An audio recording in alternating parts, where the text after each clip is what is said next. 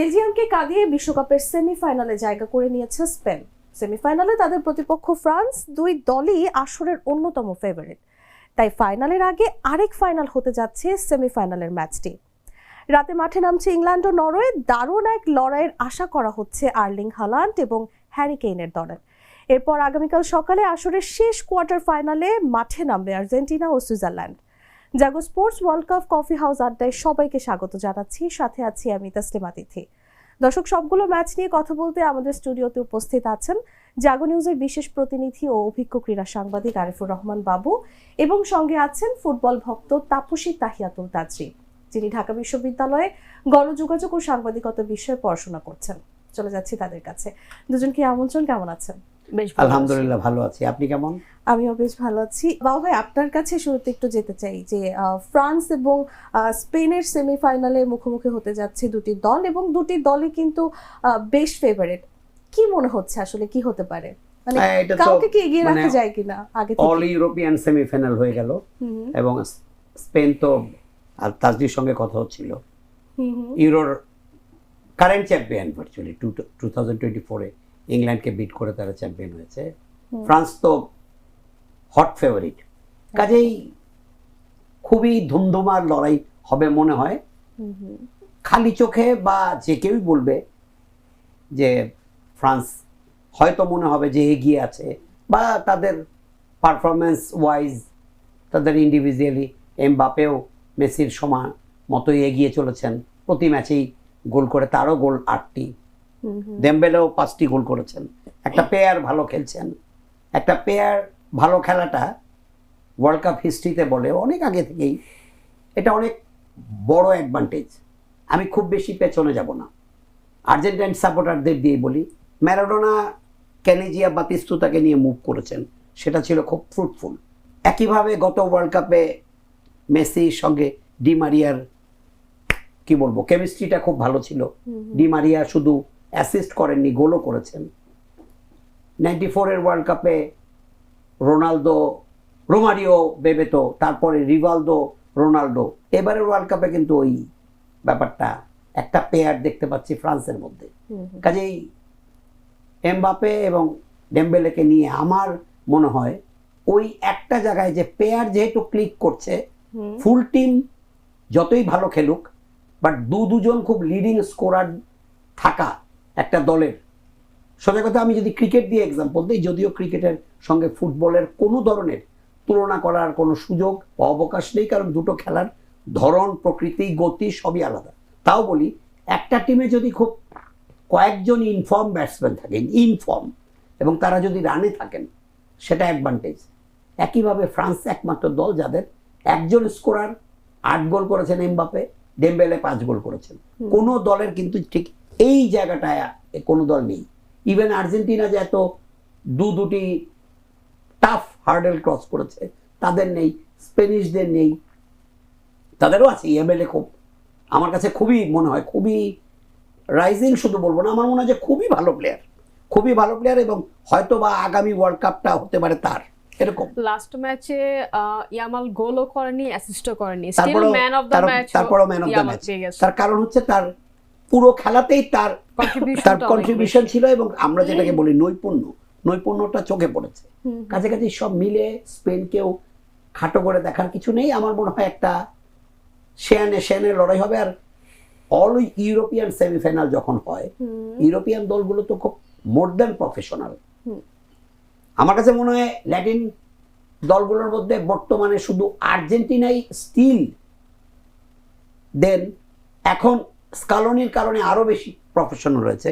Brazil এবার Ancelotti তাদেরকে চেষ্টা করেছে, বাট ব্রাজিলের খেলার মধ্যেও সেই ব্রাজিলীয় ঘরানাটাই বেশি ছিল, এবার একটু কম ছিল। কিন্তু ইউরোপিয়ান দলগুলো যখন নিজেদের মধ্যে খেলে, তখন কিন্তু তাদের যে দক্ষতা, তাদের যে কৌশল, সেগুলোও কিন্তু একটা বড় ফ্যাক্টর। কাজেই খালি চোখে আমার বটম লাইন হচ্ছে, খালি চোখে সব দিক থেকে ফ্রান্স এগিয়ে, বাট স্পেনও কিন্তু ইউরোপের দল এবং ইউরোপের বর্তমান চ্যাম্পিয়ন। কাজেই খাটো করে দেখার কোনো সুযোগ নেই, এটা এনিবডিজ ম্যাচ হতে পারে। আমি এটাকে আসলে 52-48 দেখতে চাই। France 52, 48 Spain. এটা যে উল্টো হবে না সেটাও কিন্তু যে কোনো সময় যে কোনো কিছু হতে পারে। তাজি আপুর কাছে যদি জানতে চাই যে ফ্রান্স এবং স্পেন আপনি কাকে এগিয়ে রাখবেন? ফ্রান্স আর স্পেন, ভাই যেটা বলছিল, দুইটাই ইউরোপের একটা কান্ট্রি, ইউরোপের দুইটা কান্ট্রি। আসলে এখনো পর্যন্ত কোয়ার্টার ফাইনাল সেমিফাইনাল মিলিয়ে ফ্রান্স আর স্পেন তো চলেই গেছে সেমিফাইনালে। ল্যাটিন আমেরিকার দল মাত্র একটা, আর্জেন্টিনা। সো ল্যাটিন আমেরিকার রিপ্রেজেন্টেশনটা আসলে ওরা করছে। আর ফ্রান্স এদিক থেকে স্পেন চলে গেছে। আমার মনে হয় যে সুইজারল্যান্ড আর ইংল্যান্ডের একটা হাড্ডাহাড্ডি লড়াই হবে, but end of the day England কোনো না কোনোভাবে ম্যাচটা বের করে নেবে। সো আমরা মোস্ট প্রবাবলি এবারও একটা ফাইনাল দেখবো যেটা ইউরোপ ভার্সেস ল্যাটিন আমেরিকা হবে। টিল নাও আমি এখনই ফাইনালিস্টটা নির্ধারণ করে দিব না যে হয়তো স্পেন বা ফ্রান্স, বাট হ্যাঁ আমার মনে হয় যে ইউরোপ ভার্সেস ল্যাটিন আমেরিকা এটা তো নিশ্চিতই হয়ে গেছে।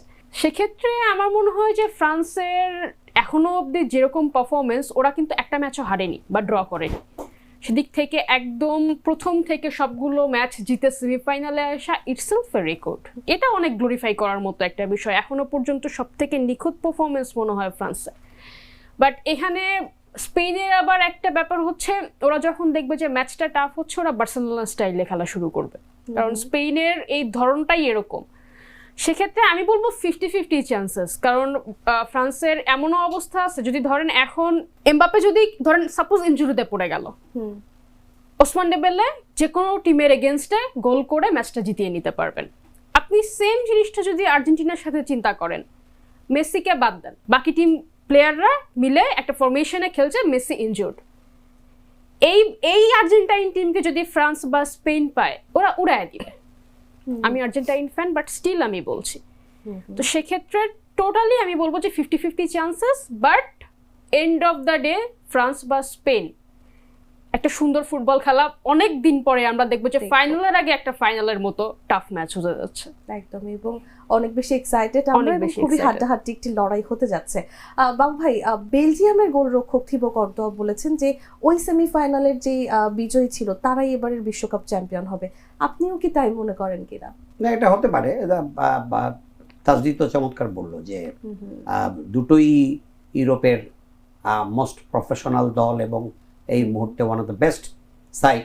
কাজেই একজন যদি ফাইনালে যায়, আর এটা তো সত্যি, এটা তো এখন বলেই দেয়া যায় যে আসলে যে একদম গোয়িং টু বি বলবো না, বাট ধরেই নেওয়া যায় যে Latin versus Europe world cup final হতে পারে বা হতে যাচ্ছে বা হবার সম্ভাবনা সর্বাধিক।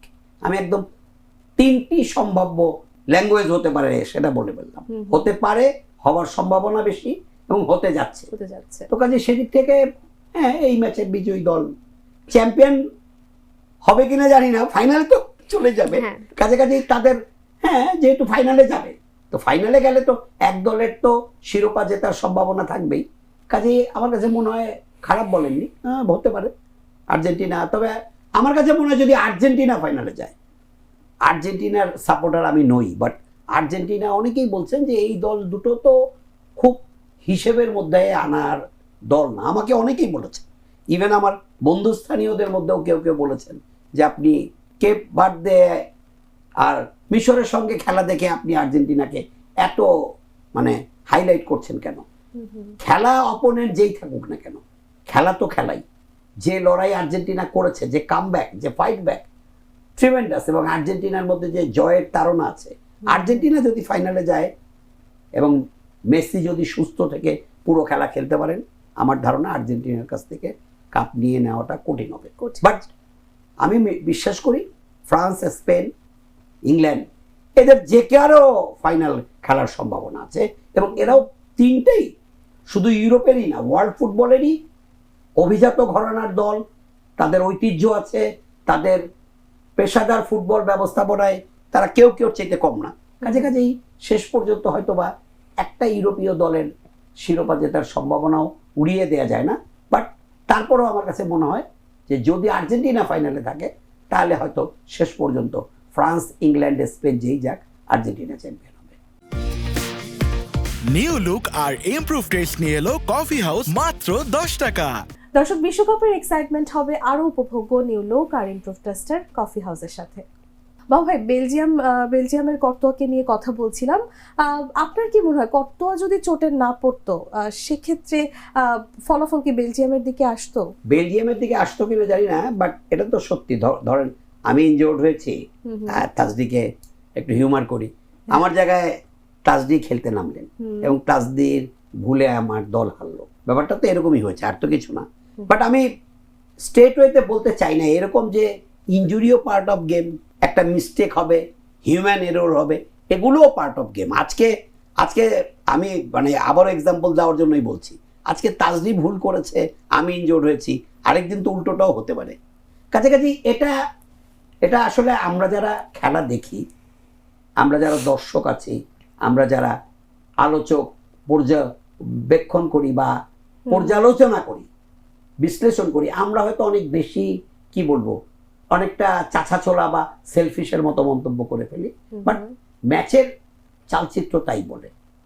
মেইন গোলকিপার ইনজোর্ড হবার পর সেকেন্ড গোলকিপার নেমে তার ভুলেই বেলজিয়াম হেরেছে। কাছাকাছি এটা তো মানে হিস্ট্রিতে হয়তো থাকবে বেলজিয়াম 2-1 গোলে হেরে গেছে এগিয়ে থেকেও, বাট বাস্তবতা হচ্ছে যে গোলকিপারের ইনজুরিটা বেলজিয়ামকে গতকালকের ম্যাচে ভুগিয়েছে। তাজি আপু, আপনার কাছে যদি জানতে চাই, এই যে আর্লিং হালান্ড যাকে নিয়ে এত আলোচনা এবং হ্যারি কেন, এই দুজনের মধ্যে লড়াইটা আসলে কতটুকু উপভোগ্য হতে যাচ্ছে? দুইজন আসলে দুই ধরনের player. Erling Haaland just goal scorer, আপনি ওকে গোল বানিয়ে দেবেন, সে মানে কিছু কিছু গোল না থাকে, গোল দেখে চোখে শান্তি লাগে, ওর ব্যাপারটা এরকম না। খুব পাওয়ারফুল ফুটবল খেলে জাস্ট একটা শট দিয়ে এমনও হবে যে আপনি গোল পোস্ট নিয়ে চিন্তায় থাকবেন যে নেট ছিটছে কিনা। কিন্তু হ্যারি কেইন আবার ডিফারেন্ট। অধিনায়ক হিসেবে এখনো পর্যন্ত যে ধরনের পারফরমেন্স উনি ডেলিভার করেছেন ইংল্যান্ডের জন্য, সো আসলে এই দুই প্লেয়ার দুই ধরনের খেলা খেলে। সো ইংল্যান্ড আর সুইজারল্যান্ডের মধ্যে, নরওয়ের মধ্যে যে ফাইটটা হতে যাচ্ছে, এইটা আসলে এক পেশে কাইন্ডা বলা যায়, বাট স্টিল যদি ইংল্যান্ড মনে করে যে আমরা আসলে সেট পিসে খেলবো, সেক্ষেত্রে নরওয়ের উইঙ্গার দরকার হবে ইংল্যান্ডের থেকে এই ম্যাচটা বের করে নেওয়ার জন্য। বাট কাগজে কলমে স্টিল এখনো পর্যন্ত ইংল্যান্ড ফেভারিট, কারণ ইংল্যান্ডে হ্যারি কেইন বলেন, জুড বেলিংহাম, দেন রাশফোর্ড আছে। এমন একটা ম্যাচ হবে, আমি আবারও বললাম যে ইউরোপের টপ টিমগুলো যখন একটা আরেকটার এগেনস্টে পারফর্ম করে, আপনি আসলে ফেভারিট বেছে নিতে পারবেন না। আপনাকে মাঝামাঝি এক জায়গায় দাঁড়াতে হবে যে হ্যাঁ, আমরা একটা সুন্দর ফুটবল খেলবো, সুন্দর ফুটবল খেলা দেখবো এবং দেখে এটা এনজয় করতে চাই। যে টিমই জিতুক, উইল সাপোর্ট দ্যাট। অ্যান্ড ভাই একটা কথা বললেন যে থিবো কর্তোয়ার যে ব্যাপারটা, আমি ভাইয়ের ব্যাপারটা বুঝতে পেরেছি। উনি টোটালি মানে সাবে যে গোলকিপার নেমেছে তাকে কোনোভাবেই অসম্মান করতে চান নাই, কিন্তু থিবো কর্তোয়ার ব্যাপারটা আবার ডিফারেন্ট। এখনো পর্যন্ত গোল্ডেন গ্লাভস যেটা আমরা জানি যে হ্যাঁ, যে দল চ্যাম্পিয়ন হয় সেই দলের গোলকিপার গোল্ডেন গ্লাভস জেতে। থিবো কর্তোয়ারটা কমপ্লিটলি ডিফারেন্ট। আপনি ম্যানুয়েল নয়রের কথা চিন্তা করেন, এমিলিয়ানো মার্টিনেজ, তারপরে ইকার ক্যাসিয়াসের কথা চিন্তা করেন, দেন আবার বুফন, অনেক মানে গোলকিপারদের আইডল ধরা হয় যাকে, সবাই ওয়ার্ল্ড কাপ জিতেছে, দেন গোল্ডেন গ্লাভস জিতেছে। একমাত্র থিবো কর্তোয়া একজন প্লেয়ার যার টিম ওয়ার্ল্ড কাপে চ্যাম্পিয়ন হয় নাই, ফাইনালে যায় নাই, বাট স্টিল উনি গোল্ডেন গ্লাভস উইনার। এমন অনেক ম্যাচ আছে বেলজিয়ামের, রিয়াল মাদ্রিদের, যেটা শুধুমাত্র কর্তোয়ার জন্য জিতে ফেলেছে। সো এরকম একজন গোলকিপার যখন মাঠ থেকে ইনজুর্ড হয়ে বেরোয় যান, নর্মালি না, তখনই না আমার মনে হয়েছিল যে বেলজিয়ামের আসলে মনে একটা ধাক্কা লেগেছে, ওরা এই ম্যাচ থেকে আর ফিরতে পারবেন। কারণ গোলকিপার যখন আপনি স্পেনের মতো একটা টিমের এগেনস্টে খেলছেন, অপোনেন্ট তো গোল করবেই, বা আপনিও হয়তো ওই ডিফেন্স ভেঙে গোল করার মতো সামর্থ্য রাখবেন না, বাট তারা যে আক্রমণগুলো করছে সেটা আটকানোর জন্য একজন ওয়ার্ল্ড ক্লাস গোলকিপার, যিনি মাত্র বাইরে থেকে মাঠ থেকে চলে গেলেন, মানসিক অবস্থা ওখানেই অর্ধেক হয়ে গেছে, যেখান থেকে আসলে আমার মনে হয় বেলজিয়ামের আর ফেরার সম্ভাবনা ছিল। বাবু ভাই, নরওয়ে এবং ইংল্যান্ডের ম্যাচটি নিয়ে আপনার কাছ থেকে যেটি জানতে চাইবো, যে ব্রাজিলের বিপক্ষে নরওয়ের পারফরমেন্স আমরা দেখেছি, এক্ষেত্রে কাল সকালে তাদের মধ্যকার ম্যাচ আছে নরওয়ে এবং ইংল্যান্ডের, সেক্ষেত্রে আপনি কাকে এগিয়ে রাখবেন? আমরা তো মোরালেস একই কথা বলছি, স্পেন, ফ্রান্স, তার একই, এরপরে তাজরিও বললো।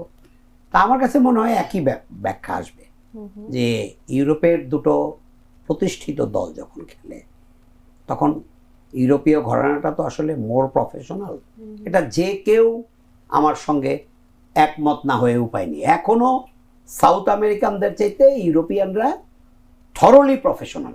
সাউথ আফ্রিকান ফুটবলে এখনো ওই আমরা যেগুলো বাংলায় লিখি চিরায়ত ছন্দময় ধ্রুপদী ফুটবল, বাট ইউরোপিয়ানরা এই আমার ধারণা ধ্রুপদী শব্দ শুনলে তাদের ইংলিশ ভার্সন শুনলে একটা ইংরেজিতে একটা গালিও দিয়ে দিতে মানে পারে। ওরা শিল্পের ধার ধারে না, না, জাস্ট গোল স্কোরার। যে বাস্তবতা, কারণ ফুটবল আর্ট ঠিক আছে, but end of the football তো গোলের খেলা, আমাকে গোল বের করতে হবে। তো গোল বের করতে গেলে শুধু ফরমেশন, শুধু পদ্ধতি, শুধু কৌশল, টেকনিক, ট্যাকটিস বড় না, অনেক কিছু পাওয়ার লাগে, অনেক সময় অনেক কিছুর আশ্রয় নিতে হয়। কাছে কাছে আমার মনে হয় যে আমি নরওয়েকেও একদম পিছিয়ে রাখতে চাই না।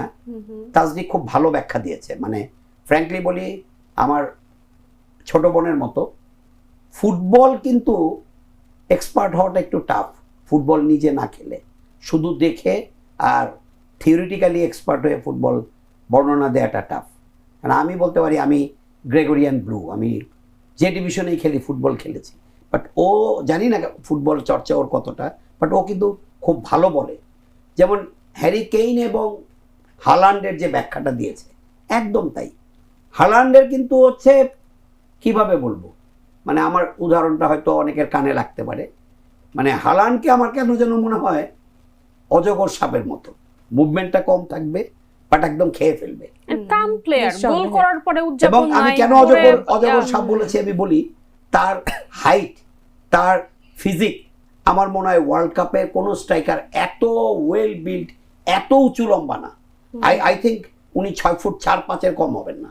ফুটবল কিন্তু 6 ফুটই এনাফ ফুটবলে, 6 ফিট 4-5 অনেক হাইট, তারপরে শরীরও ভারী কিন্তু কম্পারেটিভলি, যে কারণে তার মুভমেন্ট অত ফাস্ট হতে পারবে না। কারণ পৃথিবীর কোনো মানুষ বিজ্ঞানকে ভুল প্রমাণ করতে পারবে না। একজন 6 ফুট 5 ইঞ্চির হেভি শরীর, তার তো আমার ধারণা ওজন হবে 100 কেজি তো হবেই, বেশি হবে। সেখানে যদি 75 কেজির আরেকজনের সাথে মার্চ করেন, দৌড়ান, তার উচ্চতা যদি হয় 5 ফুট 8 থেকে 10, পেরে ওঠা মুশকিল তার সঙ্গে। কাজেই হাল্যান্ড ফিজিক্যাল অ্যাডভান্টেজও আছে, তার ডিসঅ্যাডভান্টেজও আছে। তিনি শারীরিকভাবেই একটু স্লথ, তার বডি মুভমেন্ট করতেও সময় লাগে। কাজেই তার বল প্লেটা তার জন্য টাফ, তিনি সেটা করতেও খুব একটা চান না। তিনি অপেক্ষায় থাকেন, জাস্ট সুযোগের অপেক্ষায়। ব্রাজিলের সঙ্গে যদি আপনি পুরো মুভমেন্টটা 20 সেকেন্ড আগের থেকে দেখেন, কিছুক্ষণ তিনি হাঁটছিলেন, এই পুরো মুভমেন্টটা আমি আমার মনে হয় গত 7 থেকে 8 বার দেখেছি। তিনি হাঁটছিলেন কিছুক্ষণ, জাস্ট ওয়াক যেটাকে বলে। তারপরে যখন বুঝলেন যে একটা সেন্টার আসবে, অল্প একটু দৌড়ে, ঠিক ব্রাজিলের ডিফেন্ডারও কিন্তু ছিল 2-3 জন, তারা কেউই তাকে ওইভাবে মার্ক করতে পারেনি। পিছনে কেউ ছিলেন না, সামনে ছিলেন না, আস্তে করে আমরা চলতি বাংলায় যেটাকে বলি কল্লাটা বের করে একটা প্লেস করে দিলেন। পরের বলটা তো অনেকটা, আমি বলবো রানিং হলে ওটা ডেড বলের মতো। ওটা আমি ব্রাজিলের গোলকিপারের সেদিনও বলেছি, আজকেও বলি, ওয়ার্ল্ড লেভেলে এই গোল খাওয়াটা যে যাই বলুক ওই দিনের ওটা ঠিক হয়নি। কাজেই হাল্যান্ড হচ্ছে এই টাইপের, কিন্তু হ্যারি কেইনের কিন্তু গতি আছে, পায়ে কাজ আছে, তিনি বল স্কিম করতে পারেন, তার বল নিয়ে যাওয়ার ক্ষমতা আছে, ক্রিয়েটিভিটি অনেক বেশি, তিনি গোল করতে পারেন, করাতে পারেন, এবং তার সৃজনশীলতা, সৃষ্টিশীলতা বেশি, তার এফেক্টিভনেসটা বেশি। কাজে আমার মনে হয় যে এই জায়গাটাতে যদি ইংলিশ ডিফেন্ডাররা প্রফেশনাল, তারা যদি তারা জাস্ট হাল্যান্ডকে সুন্দরভাবে আটকে রাখতে পারে, ফুটবলে একটা ফুটবলীয় পরিভাষা আছে, বোতলবন্দি করে রাখতে পারে, তার একজন বা দুজন যদি তাকে খুব কড়া পাহারায় রাখতে পারে, বিশেষ করে এরিয়াল বলগুলোতে যদি তাকে আটকে রাখা সম্ভব হয়, তাহলে আমার মনে হয় ইংল্যান্ডেরই পাল্লা ভারী। এবং এই ম্যাচে হাল্যান্ডের চাইতে হ্যারি কেইনের কার্যকরিতাটা আমরা বেশি দেখতে পাই। এটাই আসলে কারণ দেখেন, রোনালদো, মেসি এদের সাথে যখন ম্যারাডোনার তুলনা করা হয়, ম্যারাডোনার জীবন কিন্তু এত ট্রফিময় না, এত পরপর অ্যাচিভমেন্ট নাই, বাট ম্যারাডোনার খেলা কেন মানুষের চোখে লেগে থাকে? কারণ ওইটা একটা আর্ট। যদি শুধুমাত্র গোল স্কোরিং দিয়েই ফুটবলকে বিবেচনা করা যেত তাহলে তো ম্যারাডোনার তুলনাই আসতো না। একদমই, দেখা যাক। তাহলে আমি একটু ইন্টারাপ্ট করি। ম্যারাডোনাকে তো আমি একদম, ম্যারাডোনা তো 82 ওয়ার্ল্ড কাপও খেলেছেন। ম্যারাডোনার যে স্পেশালিটিটা ছিল কাছাকাছি সেটা মেসির আছে, কাছাকাছি না, অনেক দূর আছে। ম্যারাডোনা নিজের হাফ সীমানা থেকে ওয়ার্ল্ড কাপে 6 জনকে কাটিয়ে গোল করেছেন। কিন্তু ম্যারাডোনা কিন্তু শুধু ওই ঈশ্বরের হাত এগুলো আমি কখনোই, আমি খুব স্পোর্টিং অ্যাটিটিউড নিয়ে খেলা দেখি। আমি ম্যারাডোনাকে অ্যাডমায়ার করি ওই ঈশ্বরের হাতের গোলের জন্য না। তিনি কিন্তু এই বেলজিয়ামের বিপক্ষে কিন্তু 6 জনকে কাটিয়ে গোল করেছেন। তখন কিন্তু বেলজিয়াম এনজো শিফোর দল মোটামুটি টপ 8টার দলের মধ্যে থাকে। ম্যারাডোনা মাঠে অনেক বেশি জায়গা নিয়ে খেলতেন, ম্যারাডোনার পায়ে বল অনেক বেশি থাকতো। ম্যারাডোনার ক্রিয়েটিভিটি, নট স্কোরিং অ্যাবিলিটি আমি বলছি। আই এম নাথিং, আমি কেউ না, আমি অত বড় বোদ্ধা না, বাট আমার মনে হয় I am excited. Ball player হিসেবে ম্যারাডোনা সর্বকালের সর্বসেরা। এই জায়গায় আমি কাউকে আনতে রাজি না। ম্যারাডোনার অনেক খেলা আমি দেখেছি, তখন কিন্তু আমি তো তখন ইয়াং, অন্ধ ব্রাজিল সাপোর্টার। ব্রাজিলের সঙ্গে 90-তে ম্যারাডোনার একটা গোল আছে, আজকেই দুজনই গিয়ে এটা গুগলে সার্চ দিবেন। ব্রাজিলের সাথে ওয়ার্ল্ড কাপে 1-0-তে আর্জেন্টিনা জিতেছে। 70% এই বলের নিয়ন্ত্রণ ছিল ব্রাজিলের। ম্যারাডোনা তার নিজের সীমানাটা ক্রস করে একটা বল নিয়ে দুজনকে কাটিয়ে জাস্ট 2-3 জনের মধ্য থেকে একটা বল বের করে দিলেন বাঁদিকে কানেজিয়া, ব্রাজিলের গোলকিপার মনে হয় তখন টাফারেল ছিল, এগিয়ে আসলেন, তাকে আস্তে করে একটু কাটিয়ে বাঁদিকে প্লেস করে খালি পোস্টে গোল 1-0। ওই রকম গোলের উৎস রচনা করতে ম্যারাডোনাকেই লাগে, এবং ওই দিক থেকে ম্যারাডোনা খেলাটা বেশি পড়তো, কারণ তিনি অনেকটা জায়গা জুড়ে খেলতেন। কাছাকাছি ম্যারাডোনার খেলাটা, যেটা তাজদি বলেছেন একদমই যথার্থ, ম্যারাডোনার খেলাটা অনেক বেশি চোখে পড়তো। ম্যারাডোনা তো এত গোল করেননি, এত অফিসিয়ালি হয়তো তার একদম লাস্ট টাচটা তার ইভেন মেসির মতো না, কিন্তু পুরো সময় তার ম্যাচে প্রভাব এবং নিজ দলের প্রভাব বিস্তারে ম্যারাডোনার ভূমিকা ছিল প্রায় অনস্বীকার্য। মানে এটাই আমি বলছিলাম যে যদি শুধুমাত্র গোল স্কোরিং দিয়ে একটা প্লেয়ারের মানে অ্যাবিলিটি নির্ধারণ করা যেত তাহলে হয়তো আজকে আমরা কেইন বা হচ্ছে এমবাপ্পেকে একে অপরের এগেনস্টে দাঁড় করাতাম না, বা হালান্ডকেও দাঁড় করাতাম না। ফুটবল কিছু কিছু জিনিস আছে যে আপনাকে এক্সাইটমেন্ট দিবে, কিছু কিছু গোল দেখে আপনি শান্তি পাবেন। নিউ লুক আর ইমপ্রুভ টেস্ট নিয়ে এলো কফি হাউস মাত্র 10 টাকা। দর্শক দেখছেন কফি হাউস প্রেজেন্ট জাগো বিশ্বকাপ আড্ডা। বিশ্বকাপের এক্সাইটমেন্ট হবে আরো উপভোগ্য নিউ লুক আর ইমপ্রুভ টেস্টের কফি হাউসের সাথে। আবারও ফিরছি তাজি আপুর কাছে। এবার একটু জানতে চাইবো, আমরা জানি যে আগামীকাল সকালে আর্জেন্টিনার মুখোমুখি হচ্ছে সুইজারল্যান্ড। এক্ষেত্রে তাদের মধ্যকার ম্যাচটা কেমন প্রতিদ্বন্দ্বিতাপূর্ণ হতে পারে? আমরা লাস্ট ম্যাচে আর্জেন্টিনার যে কামব্যাক দেখেছি, সেখান থেকে যদি জানতে চাই কেমন হতে পারে ম্যাচটি। আর্জেন্টিনার সাথে সুইজারল্যান্ডের ম্যাচটা আসলে ইউরোপের টিমগুলোর এগেনস্টে আর্জেন্টিনার পারফরমেন্স ভালো অ্যাপারেন্টলি ল্যাটিন আমেরিকার। বাট আপনি দেখুন লাস্ট ম্যাচটায় কিছু কন্ট্রোভার্সি আছে, এটা শুধুমাত্র এই ম্যাচেই যে এমন এরকম না, বাট স্টিল আমরা এই কন্ট্রোভার্সির আড়ালে একটা হিস্টোরিক কামব্যাক ইগনোর করে ফেলতেছি। লাস্ট 13 মিনিটের মাথায় পরপর 3টা গোল দিয়ে কামব্যাক করা, আমরা ভেবেছিলাম হয়তো সমতা হবে। ভাই আমি আর্জেন্টাইন ফ্যান, একটা সার্টেন টাইম পর্যন্ত আমার মনে হচ্ছিল আর্জেন্টিনা হেরে যাবে। পরে যখন গোল হচ্ছিল ওকে সমতা হবে, হয়তো বা এক্সট্রা টাইমে গিয়ে ট্রাইব্রেকারে আর্জেন্টিনা জিতে যেতে পারে। আমরা কেউ এটা ধারণাও করতে পারি নাই যে এই 10-11 মিনিটের মধ্যে আর্জেন্টিনা সমতাসূচক গোল করার পরে আবার উইনিং গোলটাও করে ফেলবে। আপনারা কেউ দেখেছেন কিনা আমি জানি না, ম্যাচের লাস্ট মুহূর্তে গিয়ে মেসি কিন্তু নিচে নেমে খেলছিল। ভাই অবশ্যই দেখার কথা যে একজন প্লেয়ার যখন দেখছেন যে তার টিম 2-0-তে পিছিয়ে আছে, তখন তিনি কি করছেন, তিনি কিন্তু ফরওয়ার্ড, তার সামনের সারিতে খেলার কথা, তিনি মাঝ মাঠে নেমে যাচ্ছেন, গেম মেক করে এনে সতীর্থদের দিয়ে গোল করাচ্ছেন, নিজে অ্যাসিস্ট করলেন, নিজে গোল করলেন। আমার মনে হয় কি ভাই, ব্রাজিল আর পর্তুগালের একটা সারা জীবনের আফসোস থাকবে যে এরকম একটা প্লেয়ার আমাদের টিমে নাই। পর্তুগালে এবার বিশ্বসেরা একটা মিডফিল্ড নিয়ে নেমেছিলেন। ভাই আপনিই চিন্তা করেন ওই মিডফিল্ডের সাথে যদি আর মেসির মতো একজন ফরওয়ার্ড থাকতো, পর্তুগাল এত সহজে কি বিদায় নিতে পারতো? না না। বা জাস্ট একটা নর্মাল কথা চিন্তা করেন, ব্রাজিলের ধরেন নেইমার খেলছে, আমরা বার্সেলোনাতেও নেইমার মেসির একটা পেয়ার আপ দেখেছি। ব্রাজিলে নেইমার আর মেসি ফরওয়ার্ডে আছে, স্ট্রাইকার হিসেবে খেলছে, ব্রাজিলের মিডফিল্ড কানেক্ট করছে। এই ব্রাজিলকে হারানোর মতো ক্ষমতা এই ওয়ার্ল্ড কাপে কারো ছিল? মানে একজন প্লেয়ার সিঙ্গেল হ্যান্ডেডলি যখনই তার টিম খাদের কিনারায় চলে যাচ্ছে সেখান থেকে তাকে ফিরিয়ে আনছে।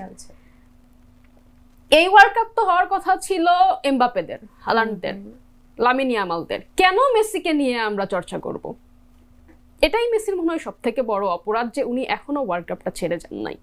শুধু ছেড়ে যাওয়াই না, এমনভাবে পারফর্ম করছেন যখন নিজের অর্ধেক বয়সের প্লেয়ারদের সাথে তাকে তুলনা করা হচ্ছে। অ্যান্ড আমার বিশ্বাস যদি মেসি ফাইনাল পর্যন্ত যায়, সে প্রত্যেকটা ম্যাচেই গোল করতে থাকবে।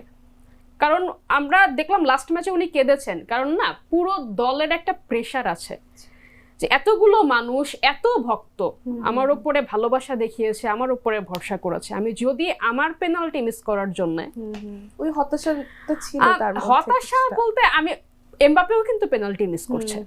আর এই বছরে মানে এই ওয়ার্ল্ড কাপে পেনাল্টি মিস করার সংখ্যা সব থেকে বেশি অ্যাপারেন্টলি আগের ওয়ার্ল্ড কাপ গুলো থেকে।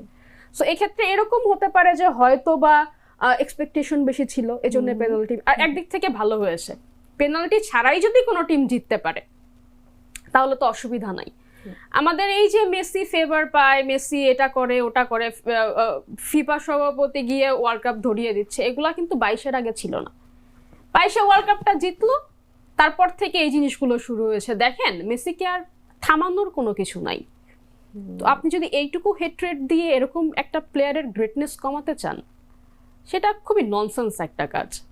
তো যদি সুইজারল্যান্ডের সাথে আর্জেন্টিনা জিততে চায়, আর্জেন্টিনার একজন উইঙ্গার দরকার এখন। কারণ আমরা ডিমারিয়ার অভাবটা অনেক বোধ করছি, যে একটা প্লেয়ার 30 থেকে 40 মিটার স্প্রিন্টে এসে বলটা কোনো একজন ফরওয়ার্ডের পায়ে দিয়ে দিবে, এরকম প্লেয়ার এখন আর্জেন্টিনায় নাই। সো আজকে যদি নিকো গঞ্জালেসকে নামায় বা কালকে সকালবেলা যদি নিকো গঞ্জালেসকে কোচ নামায়, সেক্ষেত্রে আর্জেন্টিনা খুবই বেনিফিটেড হবে। মিডফিল্ড নিয়ে একটি কথা বলবো, সেটা হচ্ছে ডিপলকে আমার মনে হয় এই ম্যাচে বসানো উচিত। আর্জেন্টিনার গোলকিপার নিয়ে অনেকের মধ্যে ফ্রাস্ট্রেশন কাজ করছে, কেন এমিলিয়ানো মার্টিনেজ 2022-এর মতো পারফরমেন্স ডেলিভারি করতে পারছেন না। আর্জেন্টিনা কিন্তু লাস্ট 2 ম্যাচে 4টা গোল কনসিভ করেছে। এটা কিন্তু আর্জেন্টিনার মতো একটা টিমের জন্য একটু প্যারাদায়ক, কারণ এই স্টেজে এসে পরপর 2 ম্যাচে 4টা গোল কনসিভ করা টাফ। কিন্তু আমার মনে হয় এখন আসলে নতুন কোনো গোলকিপার দিয়ে স্কালোনি একটু টেস্ট করাতেও চাইবেন না। আমি একটু ডিফার করব না, আমি একটু টেকনিক্যাল অ্যাসপেক্টে বলি। গোল কনসেপ্ট করাটা অবশ্যই একটা দলের জন্য যেমন ব্যর্থতা, সেই ব্যর্থতার অ্যাকচুয়াল দায়টা গোলকিপারের, বাট সিকোয়েন্সটা একটু আগে দেখতে হবে। আর্জেন্টিনা যে 2টো গোল হজম করেছে, একটা গোল বাতিল, ওই 3 গোলের একটাতেও গোলকিপারের কিছু করার নাই, ওই গোল করার কোনো সুযোগ নাই। কারণ হচ্ছে মুভমেন্টগুলো এমন হয়েছে যে অলমোস্ট 1-to-1 সিচুয়েশন, কিংবা গোলকিপারই নাই পোস্টে, জাস্ট খালি একজন ফিনিশিংটা বাদিক ঘেঁষে। বরঞ্চ আমি আর্জেন্টাইন ডিফেন্সের রাইট সেন্ট্রাল ডিফেন্স এবং রাইট উইং ব্যাক যিনি খেলছেন, আমি তাদের দোষ দিব। কারণ আপনি যদি দেখেন কেপ ভার্দের সঙ্গেও কিন্তু গোল হয়েছে কিন্তু ওই দিক থেকে। দ্যাট ইজ, যেমন ওই ম্যাচে মিশর বল টেনে নিয়ে গেছে মাঝখান দিয়ে, কিন্তু জিকো গোল করেছেন, ওই ইব্রাহিম গোল করেছেন কিন্তু ওই বাদিক ঘেঁষে। কাজে কি গোলকিপারের মানে লাস্ট ম্যাচে আমি বলবো না গোলকিপারের তেমন কিছু করার ছিল, বরঞ্চ আর্জেন্টিন ডিফেন্স আমি বলবো কিছু জায়গায়, স্পেশালি অপোনেন্টের খুব দ্রুত গতির কাউন্টার একটা গুলো আটকাতে গিয়ে তারা একটু হলেও বেকায়দায় পড়েছে। এটা আমি আর কি আমার হতে পারে। কিন্তু ভাই দেখেন, মানে আপনি প্রথম গোলটার কথা চিন্তা করেন, আমার কাছে মনে হয়েছে যে মার্টিনেজের একটু মুভমেন্ট কম ছিল। আদারওয়াইজ ও যদি একটা ডাইভ দিয়ে গোলটা আটকানোর চেষ্টা করতো, হোপফুলি পারতো। বাট স্টিল এখন আসলে গোলকিপার, আর্জেন্টিনার বেঞ্চ গোলকিপারও ভালো। অ্যাটলেটিকো মাদ্রিদের হয়ে মুসো দারুণ একটা সিজন কাটিয়েছে। বাট আমার মনে হয় যে এই গোলকিপার নিয়ে টেস্টিংটা স্কালোনি হয়তো বা গ্রুপ পর্বে করলে ওটা বেটার ছিল, কারণ কোয়ার্টার ফাইনালে যদি নতুন গোলকিপার নামায় এটা আরেকটু প্রেশার হয়ে যাবে। সো স্কোয়াড হয়তো বা মোস্ট প্রবাবলি সেম থাকবে, বাট আমার খুব ভালো লাগবে যদি আমি একজন উইঙ্গারকে দেখতে পাই। নিকো গঞ্জালেসের দিক থেকে খুবই ভালো একটা প্রেফারেবল চান্সেস। বাদ বাকি আর্জেন্টিনা আমার মনে হয় আজকের ম্যাচটাও জিতবে, মোস্ট প্রবাবলি 2-1। আমরা আলোচনা শেষ পর্যায়ে চলে এসেছি। বাবু ভাই, আপনাকে ক্রিকেট নিয়ে অবশ্যই একটি প্রশ্ন করতে চাই। সেটা হচ্ছে বাংলাদেশের তৃতীয় এবং শেষ ওয়ানডে আজ, এবং কি মনে হচ্ছে ম্যাচটি কিন্তু অনেক বেশি, এই সিরিজটা অনেক বেশি হতাশাজনক ছিল, আজকের ম্যাচটি কেমন হতে পারে, ধবল ধুলাই করানো সম্ভব হবে কিনা? আমি আপনাকে এই টেস্ট সিরিজের সময়ও বলেছি, আমার কাছে মনে হয় বাংলাদেশের এই পুরো সিরিজ নিয়ে আমাদের ক্রিকেটারদের মনোসংযোগ কম ছিল।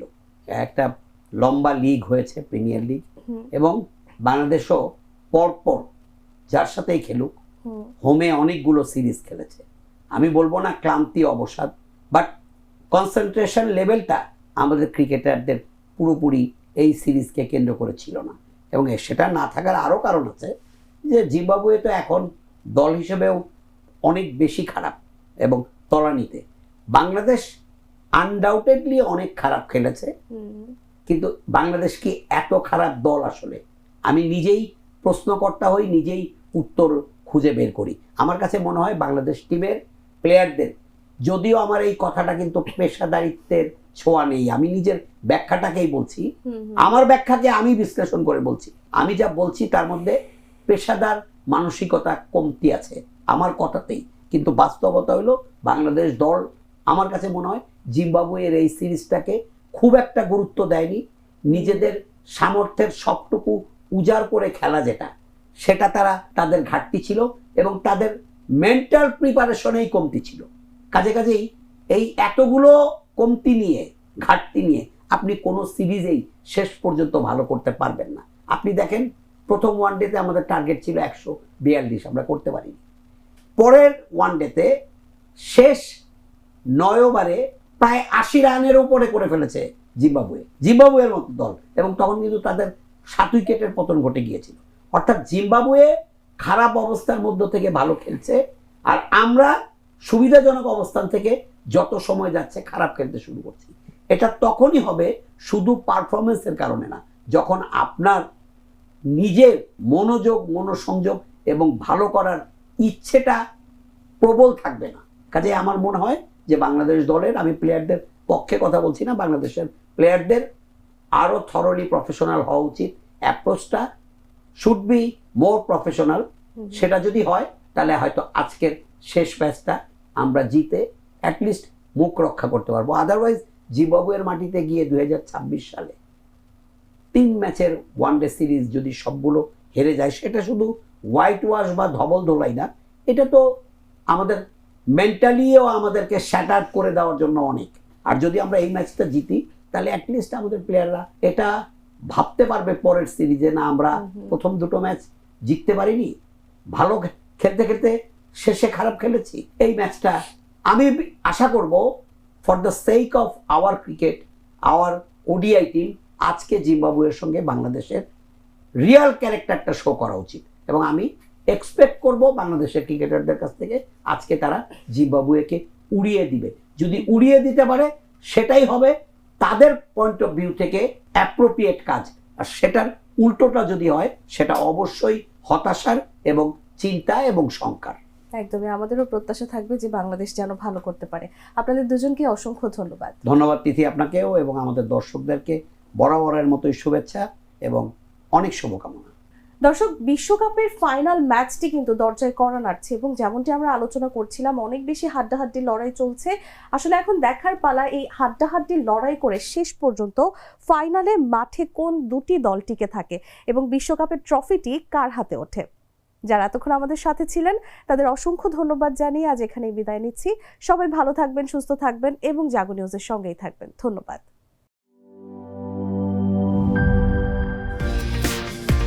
নিউ লুক আর ইমপ্রুভ টেস্ট নিয়ে এলো কফি হাউস মাত্র 10 টাকা।